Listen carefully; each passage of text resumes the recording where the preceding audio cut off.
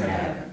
Give us this day our daily bread, and forgive us our trespasses, as we forgive those who trespass against us. And lead us not into temptation, but deliver us from evil. Amen. Yes, it's good to be here, and it's good to reflect with you on a very important virtue, the virtue of forgiveness, which is hard but very essential for us Christians. I don't know who among you is a teacher by profession. Okay. Now, when you do like lesson plan, what you're going to teach your students, there are certain things that you look forward to. You say, I'm going to teach this, but at the end of this lesson, I would like the students to have learned the following. At the end of this, I think what I would like to see in our midst or in our hearts is that we need to pray. We need to pray that we may be more forgiving and we may be forgiven. And that we may realize that God has been so good to us, that He has always been forgiving to us. And if He has done this, then we need to be also forgiving. And probably that's why we reflect on this. Not because it's a new virtue, but because it is something that we need to reflect on every day. Every day. Yes. I don't know whether we can ever give a definition to forgiveness. Can somebody help me with that definition, according to you? Can we define what forgiveness is? Unconditional love towards, like God does towards us. Because He loves us unconditionally, otherwise He wouldn't forgive me. Okay. That's what I think. Another person? I would probably say just letting go of anything that anybody has done wrong to you. Okay. At least there is something happening. Somebody has done something to you which is hurting. And then, for the sake of probably peace, or because of the virtue of being a Christian, you need to release yourself, to free yourself. Because when we forgive, it gives us the freedom to be okay again. So to me, it's an action. It's a process of being an intentional process, a voluntary process of letting go things that have hurt us. It's a process of being forgiven, which a victim undergoes to change his feelings and attitudes regarding things that have been hurting to us. Now, when we read about the joy of the gospel, we will realize that we are supposed to write the gospel every day, the good news. And how do we write the gospel? By practicing virtue. And one of the virtues that we ought to practice is this virtue of forgiveness. Now, we shall realize that forgiveness, the virtue of forgiveness, is one of the hardest teaching of Christianity. But as I said when I was beginning, it's one of the most essential and the most radical among the teachings of the church. So important that when Jesus was asked by his disciples in Matthew chapter 6, verse 9-15, when his disciples asked him to teach them how to pray, he gave them the ideal prayer of the Our Father. And it was casual.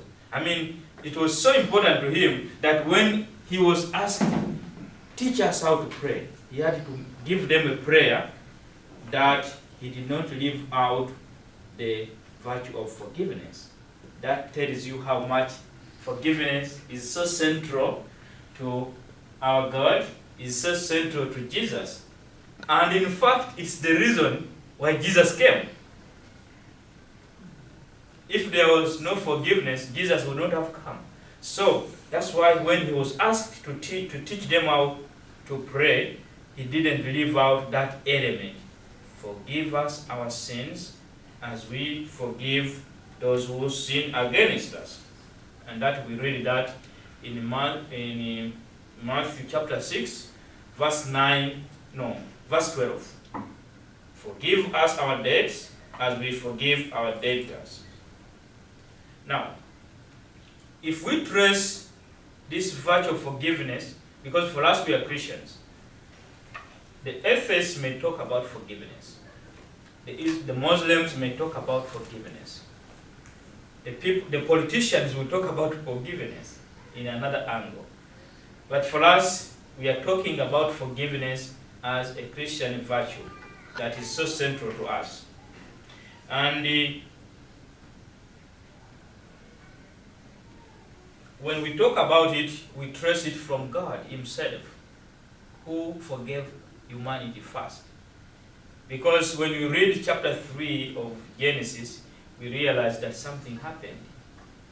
That Adam and Eve, human beings who had been created in God's image and given everything,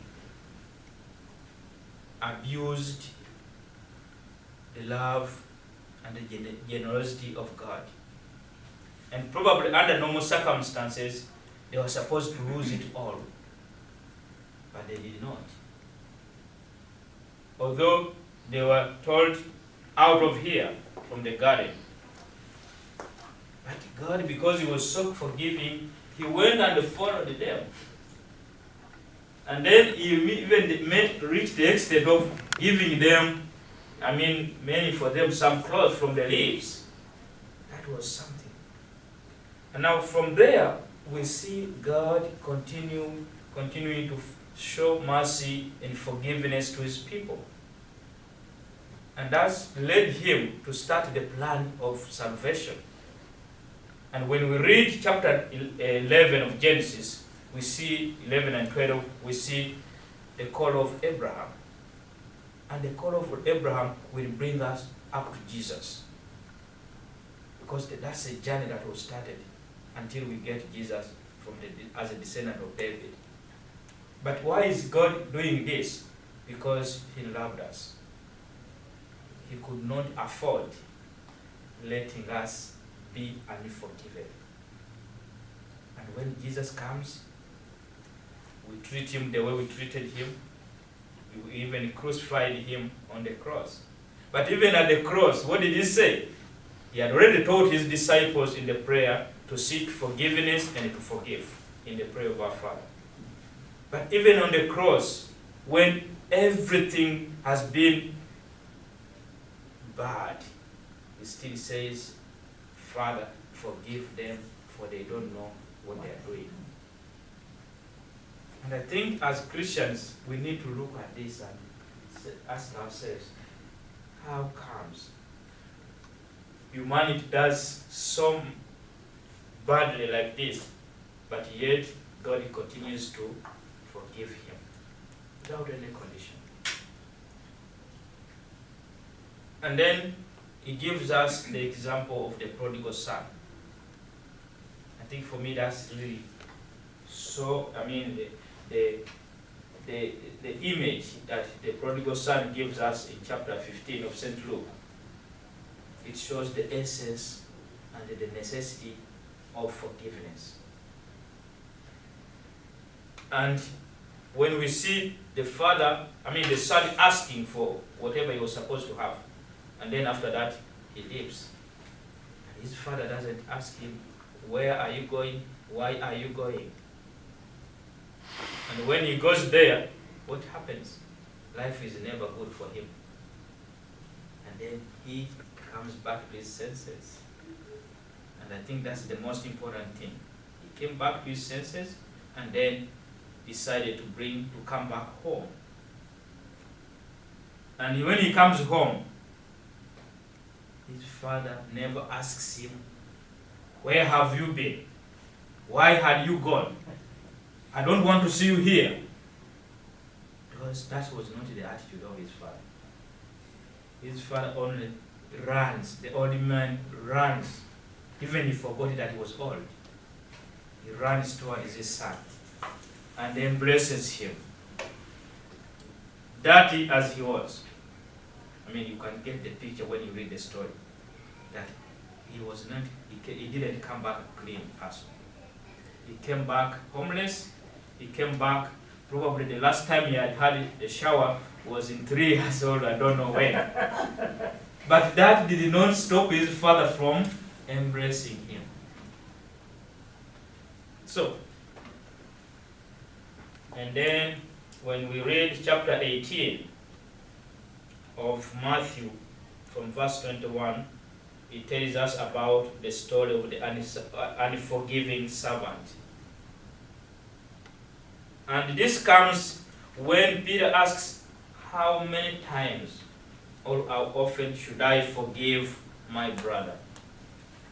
And even before Jesus answered, he says, "Should I forgive him 7 times?" And Jesus says, "No. 7 times 77. And when will you ever count those? And you say, now that's 1, 2, 77 times 7 are over. Now no more forgiveness. It is hard to count all those times. And then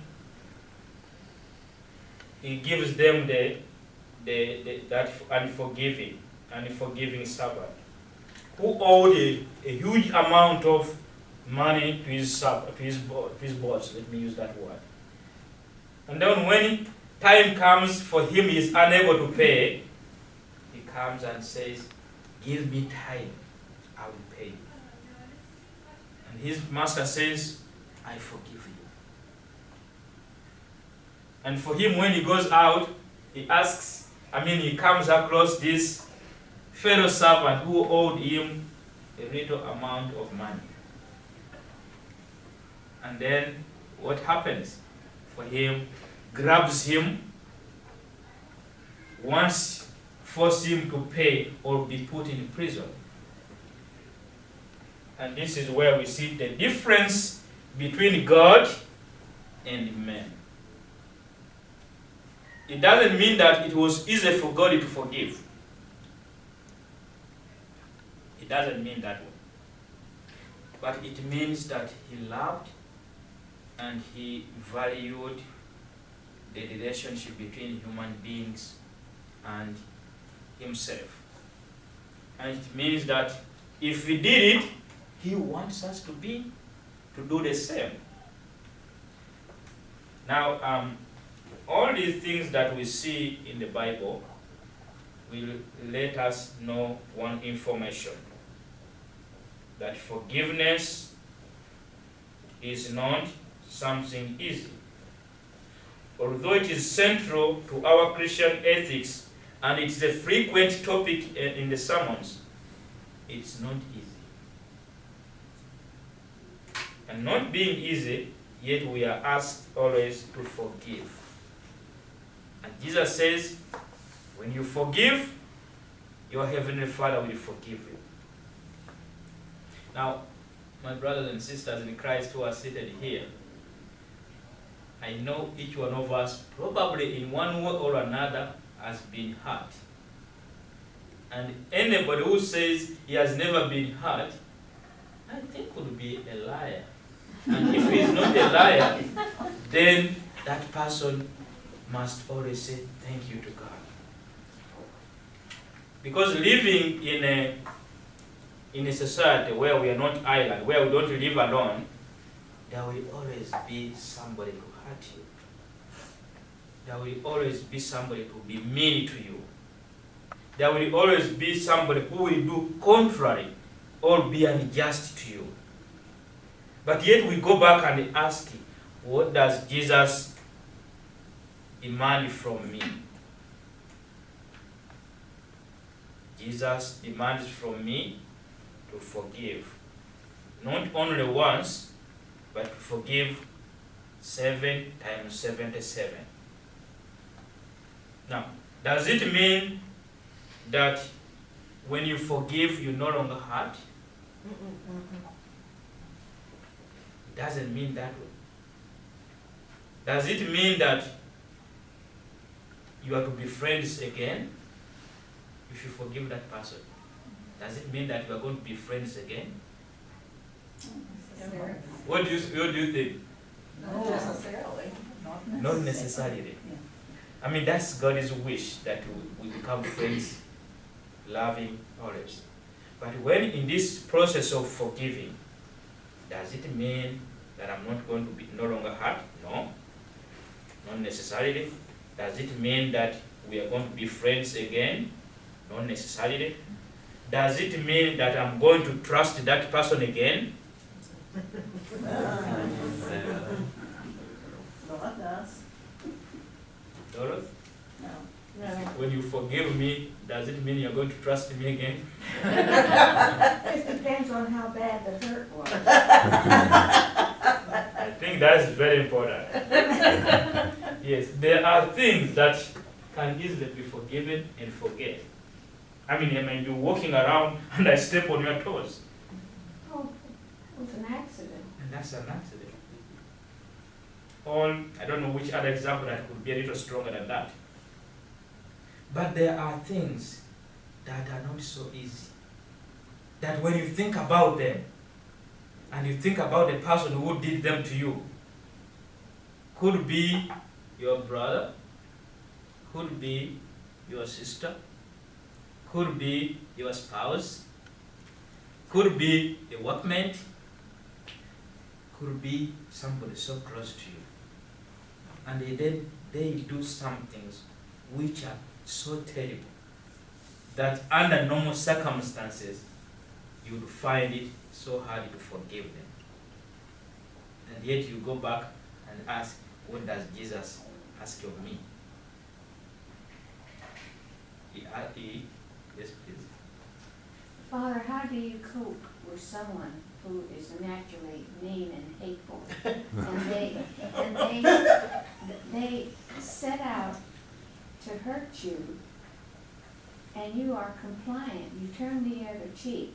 They see that as a sign of weakness, and they become more abusive. For example, how about the bullies in school who mistreat their fellow students and so badly that, some of them have become suicidal and have committed suicide because of the terrible treatment. How do you cope with people like that? Does anybody say anything about that, what she says?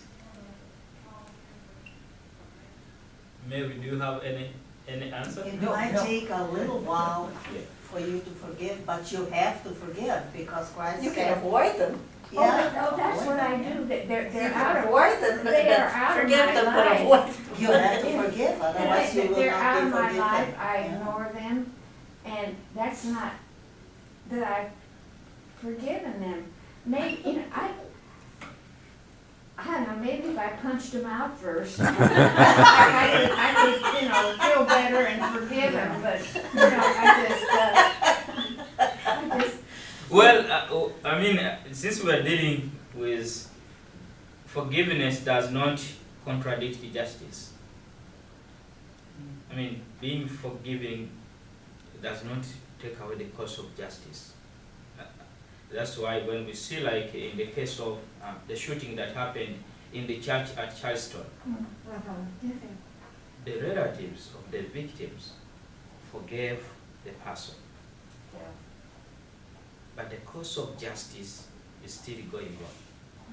Well, see, that person's going to be punished for what he did. This is, to see, you can forgive the person who has committed the wrong, knowing that, they're going to get their punishment under civil law. Now, whatever becomes under God's law is something else, but they will be punished. I myself am not able to do, see that that person's punished, but the authorities are taking care of that for me. So my forgiveness would be a lot easier knowing they're gonna be punished. So the best thing is that what we look at is punishment. Right, as for something, a crime like that. Now, as far as this, But I think forgiveness is not so much that punishment. Forgiveness remains within you to stop having the negative feelings towards that person. To stop having vengeful feelings toward that person. So much. Otherwise, if somebody killed your mother, even if they put them in prison for the rest of their life, it may not be helpful. So I don't know, because I remember in my country, the person sort of betrayed our king. And that was in 1966, when the new president came in, he arrested that person. And he asked, what can we do to him so that you may be able to feel that he has served the purpose? I mean, you feel okay with that. I wasn't born that time. And somebody was just telling me in an oral conversation. And then they told me that that person was so bad.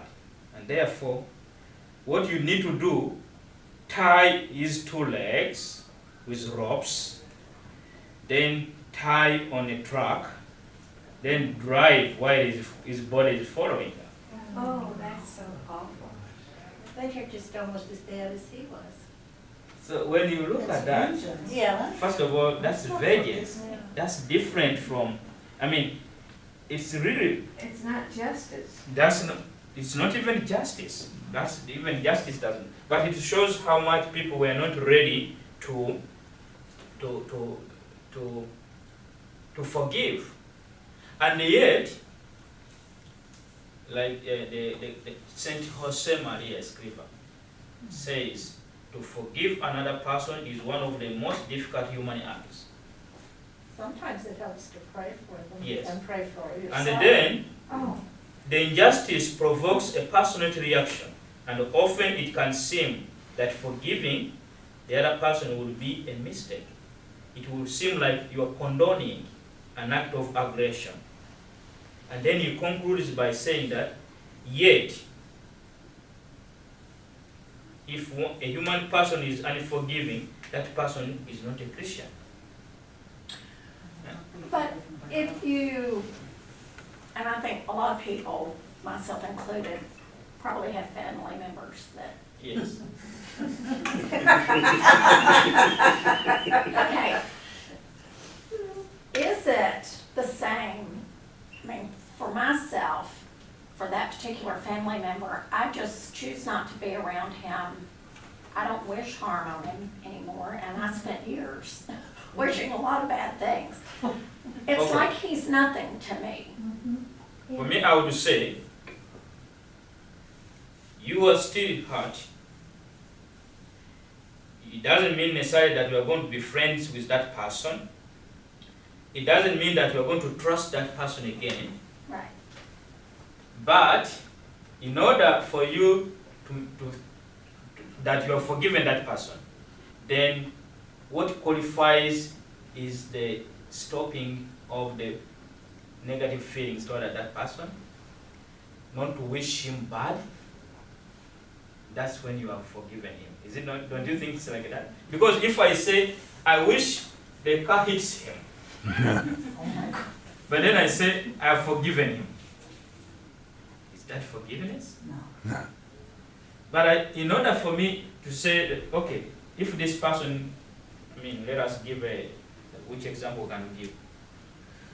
There are people who have, for bad luck, have had terrible marriages. So much that you could not stay with that person.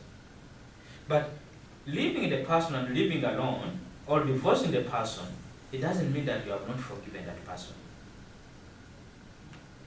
But you may forgive that person, but because what they did is so terrible, you may continue not trusting them.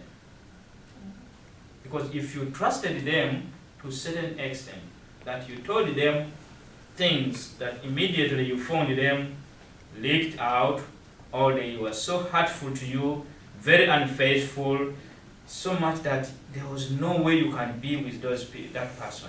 Then at the end you decide, I think this marriage, if I had known before the type of person I married, I would not have married him. Then you say, let me go away. Amen. I'm not saying that the church condones divorce. But I say that if under normal circumstances you had known the type of person, if he or she had revealed it to you, but you can say, yes, I let him be there, and I'm here, and we can even be talking, but knowing there are some demarcations that I don't know whether I make sense. No, Yes. I mean, that is what it means. That you need to feel like you are forgiven. Then you need to feel that that person is there for you. I mean, is not wishing you bad. Is not wishing you revenge. That person has been given, it releases you from the debt that you owe to that person, the debt of wrongdoing. And that's what we are invited to do as Christians. And as I said, there are things that you can easily forgive. And there are things that it's only by God's mercy. And for sure, alone, we cannot forgive. On our own, as human beings, we cannot forgive. But we only need the grace of God. Only by the grace of God is when we can forgive. When we think of the perpetrators of the September 11, and all the innocent people that died. And today, if somebody comes out and stands there and says, by the way, I did it, what do we do to him? If he's standing there, you have to forgive him, because he recognized he was wrong. not necessarily. Otherwise, you don't go to heaven. It says in the Bible, if you don't forgive, my Father in heaven will not forgive you. Yes, but is it easy? No. No, it's not easy. Yes. Think of the victims of the shooting in Las Vegas.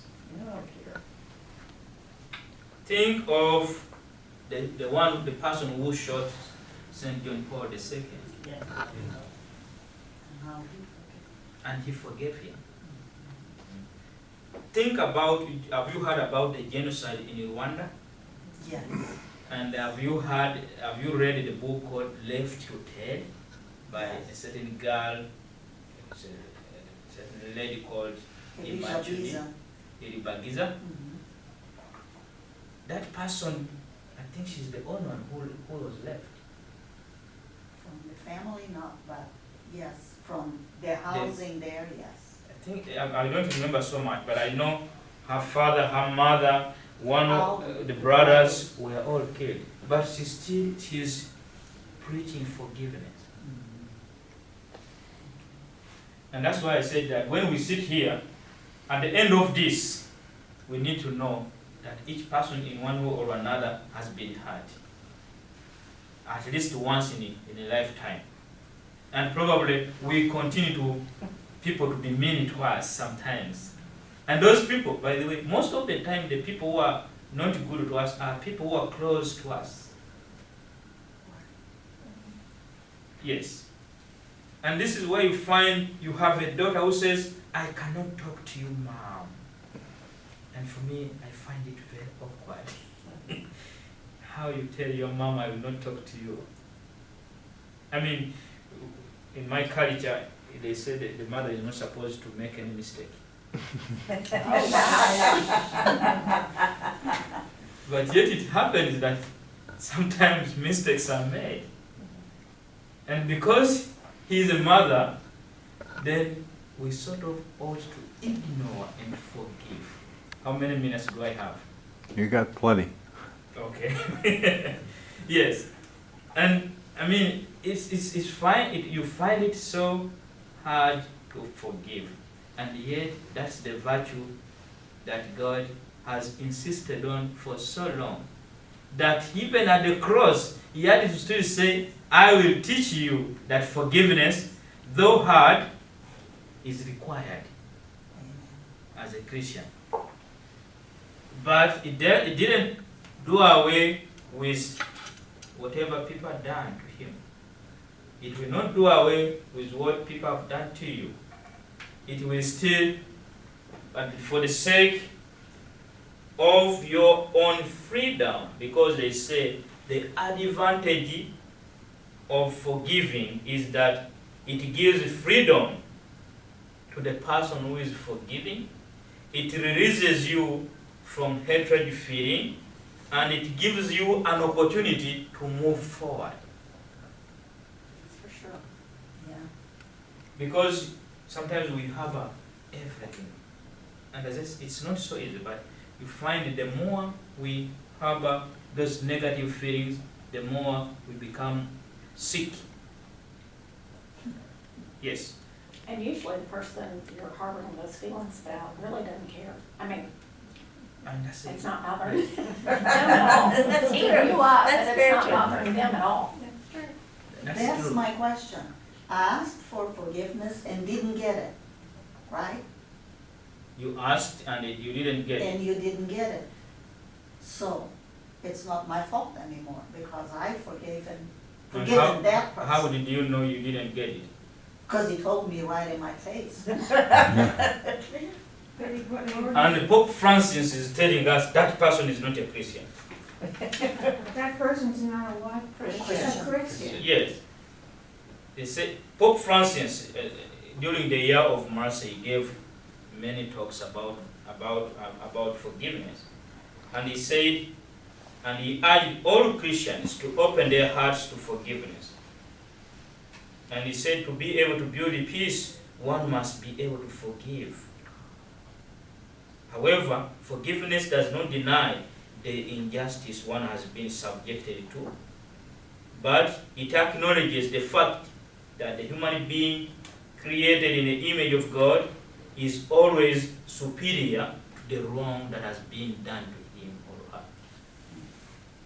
The wrong things will be done to us, but human beings are superior.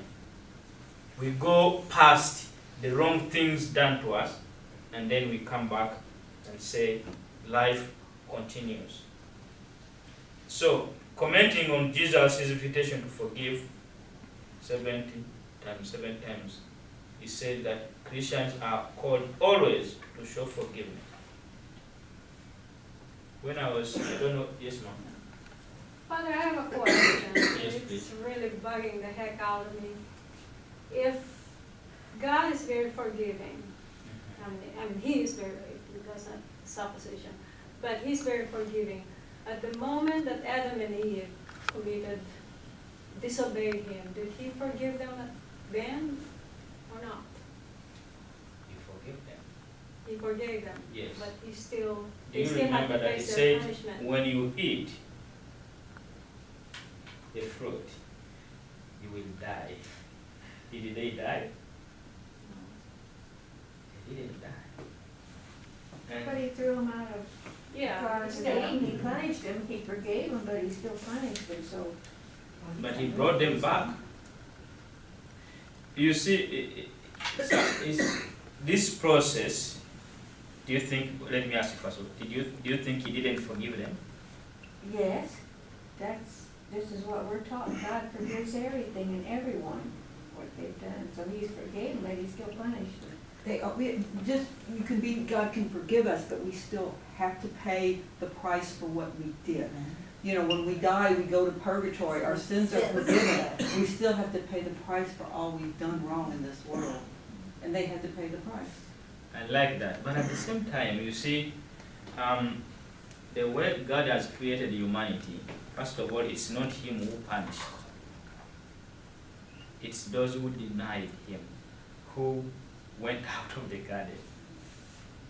Because when he says, I create you with the free will, so much that you can even choose not to choose me. And then, so when you look at the prodigal son, his father said, he gave him whatever he had asked for. And then he went away. And he never said, don't go. And when he came back, he received him. So for us, it's the stubbornness of human beings to refuse to choose God that puts us away from the presence of God. But where does forgiveness come in is the following up of even these people who had run out from him. That even he went ahead and made some clothes for them out of the leaves. And then after that, their descendants, God has shown that he has been always with them until the act of forgiveness on the cross.